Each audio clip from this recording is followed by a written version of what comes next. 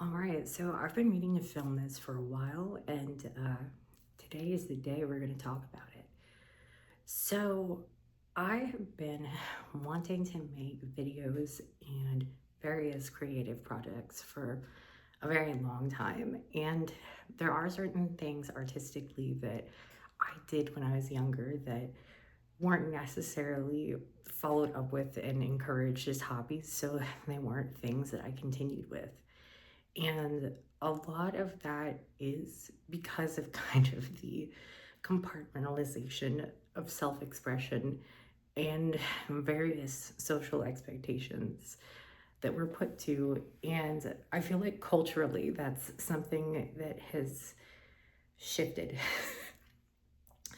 There's certainly at the moment a very unfair standard of expectations of the separation of your personal and public or professional life. And it's certainly uncomfortable and surreal to see the things that people confidently say that are hateful and highly inappropriate that you would think would have social consequences and would meaningfully affect their ability to do things like their jobs. But those generally aren't the people who are targeted by harassment campaigns, fired from their jobs, able to get hired places to begin with due to discrimination.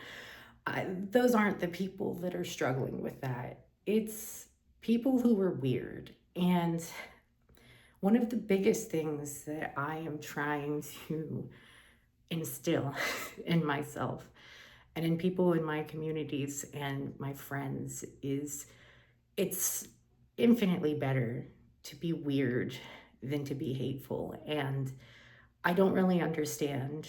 I mean, I do, but it's a completely different can of worms. The current social climate where people who are not harming anybody, who are just existing, primarily queer people. Right now, the culture war is trans people and particularly trans femmes.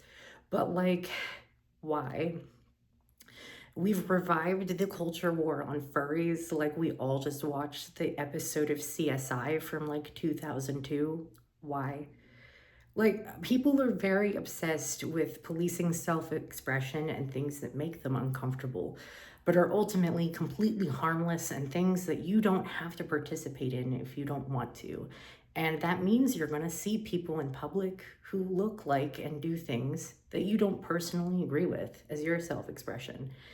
And that's fine, but that's you, not the rest of us. And that is something that I've struggled with for a very, very long time. How do I present myself to the world? How open can I be about my hobbies? How can I do all of these things and still be socially acceptable? And usually that answer is you can't have it both ways.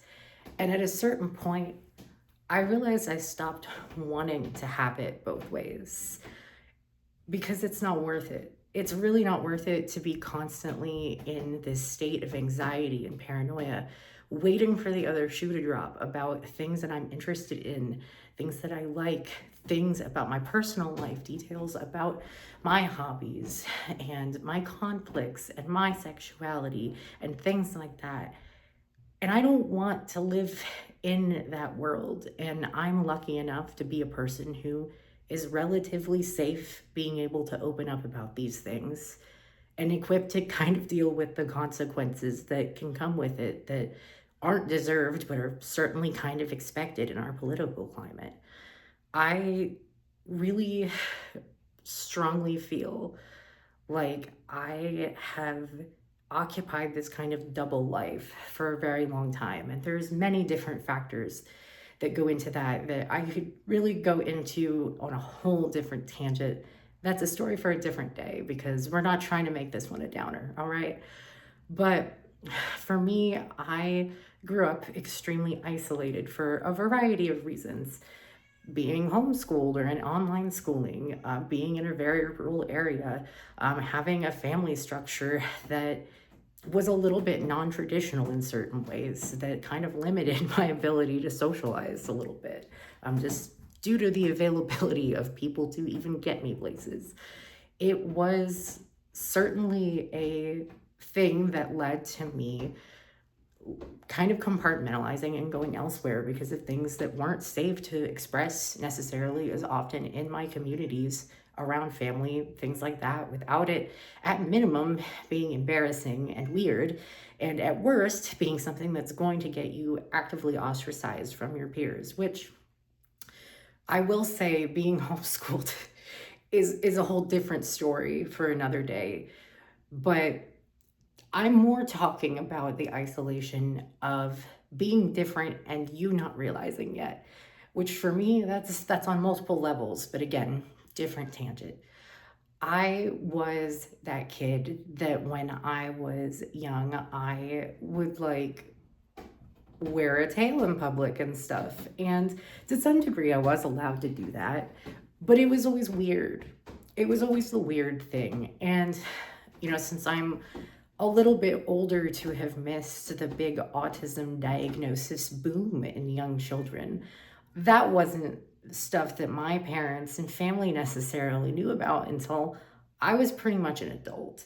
I'm in my mid 20s now, and I certainly could have had a better childhood if we had known all the things we do now 20 years ago when it had been widely discussed.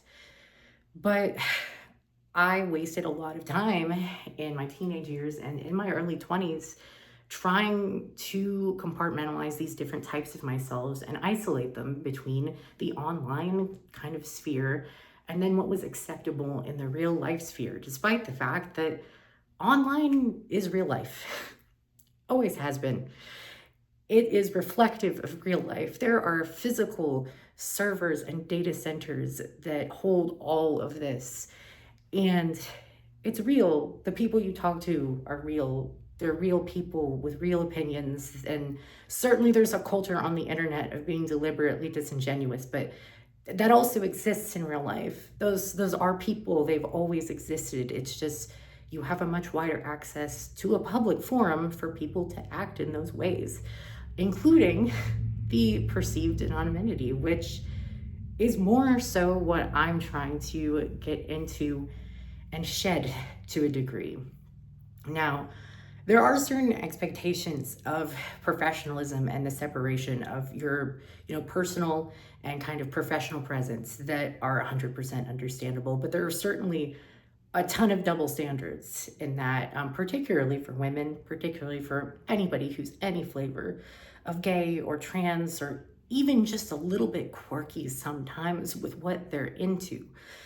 And I don't think that it's worth it to kind of keep this separation where I have to present myself in completely different ways, privately versus publicly, and talk about completely different things and kind of tiptoe around how I feel about the world and what type of art that I enjoy and my hobbies, to be acceptable. To people that I meet in a lot of in-person spaces that I have to be around. And, I'm very lucky that there are a lot of people around me that are really nice and supportive, but will they always be that way? Will I say something that it's something that I am invested in, but it won't be the most popular opinion? And that will get me ostracized. Maybe. I mean, it happens all the fucking time. But I am tired of trying to censor myself and trying to pick and choose where I'm allowed to be myself and to like things that are a little weird. I started drawing like furry art and stuff when I was really young. I was that kid that was obsessed with Sonic the Hedgehog and Warrior Cats and all that stuff, which again also probably the autism playbook there. But I have always been a little weird and I'm tired of masking that. I'm tired of having to keep my like online friend circles and humor and hobbies separate from people who know me in person who might see me completely differently because they just don't know these things about me. And it's really crazy. I I'm posting this specifically on Trans Day of Visibility because I really think it is also a lot to do with that. Online spaces tend to be the first place you can get information and start to explore that as a concept.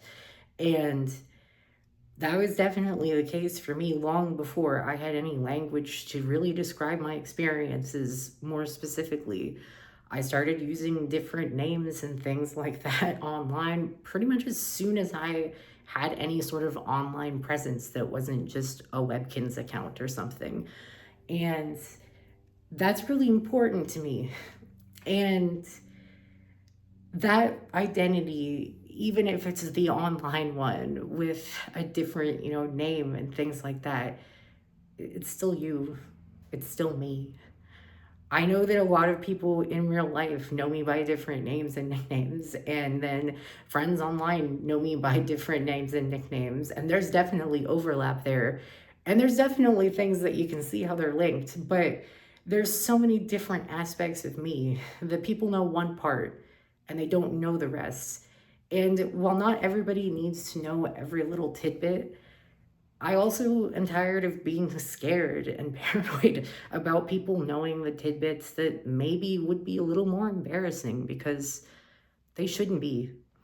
I don't think that you should feel more uncomfortable with me putting on some cat ears and drawing cartoon animals and shit like that.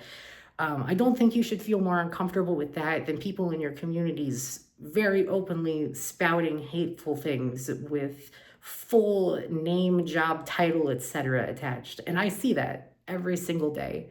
You see that in our government. You see that in your coworkers. You see that just in your communities. You log on to your Facebook and Twitter, and you will see some of the most heinous things that people say in real life, but you cannot imagine that actually leaving someone's mouth seriously, being attached to what they do. And people just do that with no consequence. But it's the people who are weird and who are vulnerable and who are already very socially ostracized that are punished for the smallest things that are hyper scrutinized. And I know that will happen to me. It certainly happened to me personally before in much, smaller context. So not new. But it's become super glaring, especially in the current political climate, and especially with just recent political events as well, where we've had discussions about freedom of speech and freedom of expression. And for some reason, nobody wants to talk about the fact that even the most pro free speech people really, really hate you if you just like art that they don't. Um, so I'm not on here to be like the next free speech advocate. That's not the whole motif.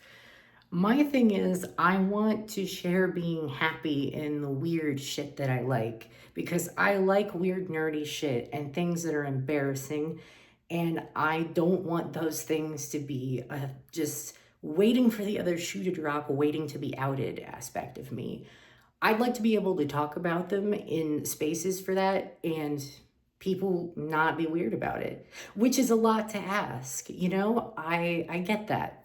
But if you're somebody who knows me in real life and is like, oh, this is weird, I've never thought you would do something like this or start to make videos or have this sort of public presence, I mean, yeah, you're right, because it's scary. And if you're somebody who makes that scary for other people, I'm not going to say I'm mad at you or disappointed in you because that's how we're raised to be.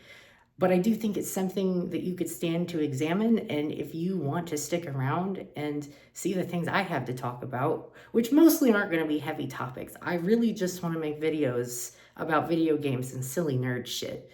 But it's something that you should examine. And if I'm the person who helps you do that and pushes you to, then I think that's great.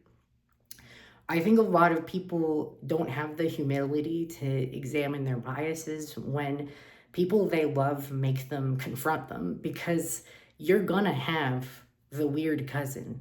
You're going to have the gay uncle. You're going to have all these things that you think are not in my backyard and that you've not encountered and that socially aren't acceptable still. And you're going to have to sit with it, and you're going to have to unlearn so many things about just social discomfort and your concept of how everything works. And that's something we all have to do. That's part of growing up. And I honestly wish that I had not spent my early 20s trying so desperately to live the double life and have these different aspects of myself where it's safe to be myself with people who I talk to in more personal, like private internet spaces. But I can't do that, at work, in public, in my community. And I I'm willing to take the risk now because it's worth it.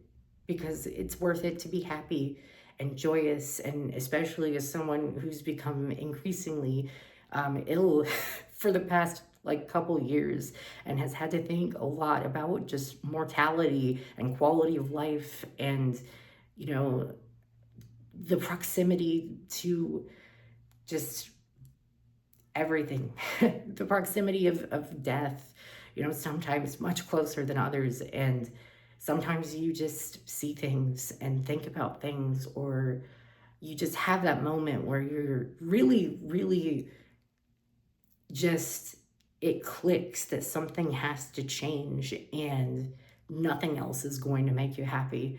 And for me, I've had that moment, and I've had to think about it for a really long time of like, do I want to do the thing where I risk the judgment and everything in order to be happy and do a thing that I like as a hobby and share my interests with others, even, the weird, obscure stuff, um, the type of shit that you probably bullied people for. Um, and the answer is yes. It's a resounding yes. It's worth it. It's worth it to be, as a lot of people are saying it on different internet spaces, cringe and free. Um, because I don't want it to be embarrassing to be a little bit silly and to engage with different media and things and identity in the way that I do. I don't want to have to be ashamed of things that I feel are politically important and important to my self expression either. And again, if that's something that's uncomfortable for you to confront, no matter where I know you from, or if you're somebody totally new and just found this out of the blue, then again, join me for the ride and see what you think. Maybe you'll learn something. I know I've learned a lot in the past couple of years, expanding my horizons. I have friends who are all over the world with all sorts of different, experiences, backgrounds, and interests who have taught me a million different things that I am so grateful for. And I don't want to have to hide the influence that people like that have on my life anymore either. Some of my closest friends are people that are long distance, who I've known, through online spaces, who I've talked to, weekly, daily, whatever, for years. And it sucks that for most of my life, most of my friendships have been built over that distance, over shared interests. And in a lot of ways, it's had to be hidden because of all of it being embarrassing and stigmatized. And that's just not how I want to live my life, because, like, it is real. Online is real life. That's the thesis, everyone. Online is real life, and I'm tired of pretending that it's not. And I'm tired of pretending that the things that I like are things that have to be relegated to just a tiny sliver of things that I can't really share with other people outside of those spaces, because that shouldn't be true. You shouldn't respect me any less because I like silly furry art, or I made a joke about a weird sex thing in a completely separate context, in my private space.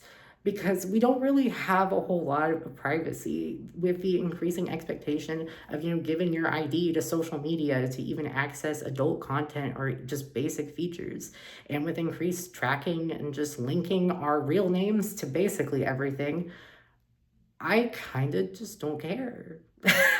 Like at this point, everybody else is kind of just out there. And I've never really been that person who has done the whole like, I'm gonna put my actual like face and voice behind a bunch of stuff. But again, I'm not embarrassed by the stuff that I say and my capacity to learn from things I say that are stupid also, because I certainly am not immune to saying things that are wrong and saying things that deserve to be criticized. But I certainly don't think that people do that in good faith very often with certain types of people. And I just, I don't want to do it. I don't want to do it anymore. Let's be weird. Let's do it. Let's be visible because I am tired of not being visible. I want to be happy and full of joy because joy is what we're fighting to have. And there's a lot of really bleak shit out there. And I want to be joyous. And I want people to know. You know, I'm not gonna go and start wearing cat ears to work every day or whatever the fuck. But I do want to be able to be open about my hobbies, to tell people in real life, like, yeah, I make videos about stuff and I reblog furry art on Tumblr and shit like that. And I don't want that to be like this big secret that I'm scared of. Um, because it's important to me. The things that I like are important. And that's that's worth it. I want to be happy and joyous and cringe and free. And I think that everybody should be okay with getting a little more whimsical and silly and be a little bit more vulnerable, even when things are embarrassing and people are really mean, because it's so worth it. It's so worth it to be able to just breathe and be yourself and just do it. And after spending so many years not being able to do it and being so miserable and suicidal and struggling so much, I I don't want to spend my whole life doing the whole like compartmentalized almost alter ego sort of deal. I want to be able to be regarded as multifaceted, and I don't think that that makes me a less respectable person at all. And I certainly don't want to hold other people to that standard either. And I hope that we can work towards building a world where it's safer to just get to be silly and whimsical and be allowed to exist in public and do things that are harmless but a little bit different, and people not harass you about it, and people just enjoy themselves and express themselves however they really feel like. But it was important for me to do this. I debated titling this something like coming out as a furry or something like that, but that's less the whole thesis, because the cat ears have come out for several pride events, Halloween parties, etc. over the years. That's not really the biggest thing. It's more so the fact that I feel like I have not been able to talk about a lot of things I care about and a lot of people I care about and different hobbies I have and interests I have, because of just being scared to ever be in this position where people are potentially going to be judgmental. But if you feel like that all the time, you just never get to experience anything. And what's the point? Like, really, what's the point? Anyway, I do have several actual video ideas for hobby and just kind of general stuff in development at the moment. I kind of know what I would like to do schedule wise for streaming, but that is going to be a different thing because I don't have the greatest setup. Even just editing things right now is iffy. Just because I have a decent phone with camera, obviously, to do filming on, but my actual computer setup is old and needs replacing, and that's a whole different project. So for a while, I'm going to be doing things that are pretty minimally edited and just kind of being silly with it. This is a hobby thing. I'm not making money off this. So uh, that shouldn't be a bother. When it comes to Twitch streaming, I don't know exactly what I'm going to start with streaming. I have several games that I've kind of debated back and forth on that. Um, and I filmed a Slime Rancher 2 video, which kind of sucked because I just felt really awkward trying to film gameplay of it. I might stream that. I might just go back and play it myself and do a retrospective.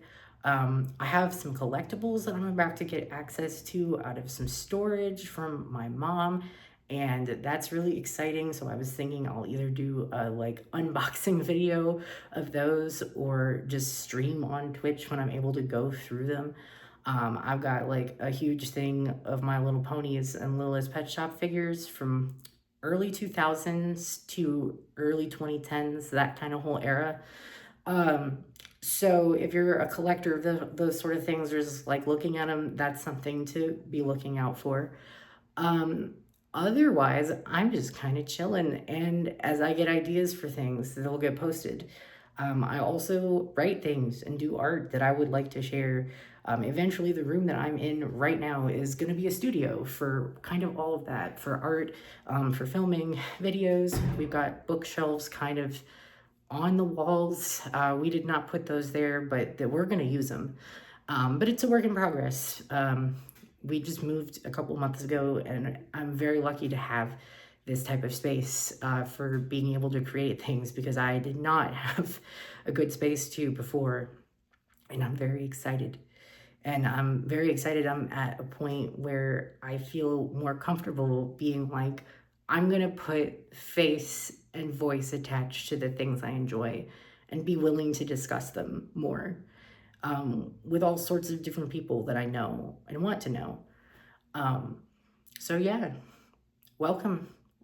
Let's go and let's have an adventure and let's be silly and have some fun and talk about weird nerd shit together and look at furries and draw furries probably. I haven't drawn in years, but we can give it a shot. Um, Thank you all for listening to this, for watching, for subscribing if you're interested in my projects and streams. Again, I'm not monetizing really any of this, so I might set up a thing for tips at some point if that's something people are interested in, but this is my silly hobby. This is not my job. If it ever becomes my job, cool. I don't really dream of that right now. Um, but I'm here to have a good time, and everybody should be, because especially when there's so much going on in the world, we need to be fighting for joy. And people deserve to be able to be happy and joyous and safe, and that's what I want. And I want to be a part of that, showing people that it's worth it to be joyous. So there we go. Happy Trans Day of Vanceability. And yeah.